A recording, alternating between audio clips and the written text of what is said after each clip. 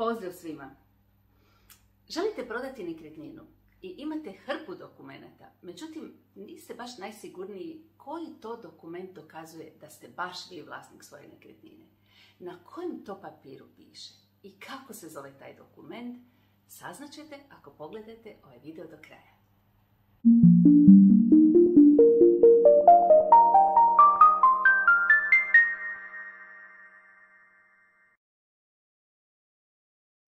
Ja sam Jasminka Fišer-Gavranović iz agencije Alfa nekretnine iz Vodica.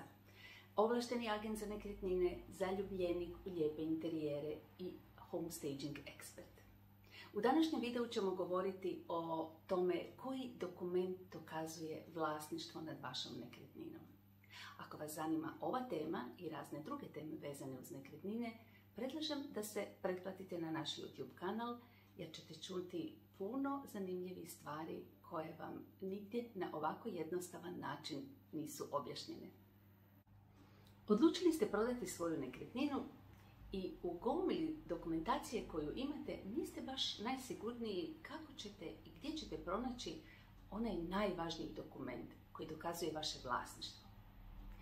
Kako za prodaju nekretnina treba priličan broj dokumenata, sada ćemo se koncentrirati samo na taj jedan jedini dokument koji vam treba, dokaz o vašem vlasništvu. I među svojim papirima pronalazite puno dokumenata. Našli ste ugovor o kupoprodaji gdje piše da ste vi to nekad prije kupili i tu piše vaše ime. Našli ste posjedovni list, našli ste kopiju katastarskog plana, procjenu nekretnine, razne tlocrte, elaborat, čak i energetski certifikat. I na svakom od tih dokumenata piše vaše ime. Međutim, ne, to nije to. Nažalost, niti jedan od navedenih dokumenata ne dokazuje vlasništvo nad vašom nekretninom. Postoji mjesto gdje se vodi evidencija o svim vlasnicima svih nekretnina u Hrvatskoj. To su zgrade općinskih sudova koje se nalaze u svakom većem gradu i koje imaju svoje zemljišno-knjižne odjele.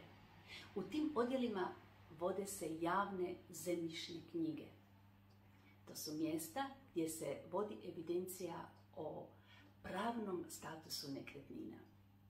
Ako želite ishoditi dokaz o vlasništvu, možete otići osobno u zgradu suda u vašem najbližem gradu ili, što vam preporučamo, napraviti to online, što je puno jednostavnije.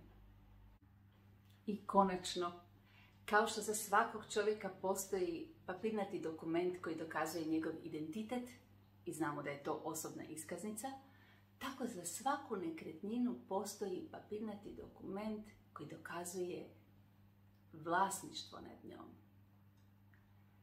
To je vlasnički list. Točnije rečeno, zemljišno-knjižni izvadak ili skraćeno ZK izvadak. Vlasnički list ili ZK izvadak je jedini i isključivi dokument koji dokazuje vlasništvo nad određenom nekretninom. Nemojte ga brkati sa katastrom, sa posjedovnim listom ili nekim drugim već navedenim dokumentom. I samo da znate kako otprilike izgleda jedan vlasnički list, evo ovako, to je jedan izvadak iz zemljišne knjige, znači tu se spominje ime katastarske općine, broj katastarske čestice i ime i prezime na koga ta nekretnina glasi. O detaljima ćemo u nekom drugom videu.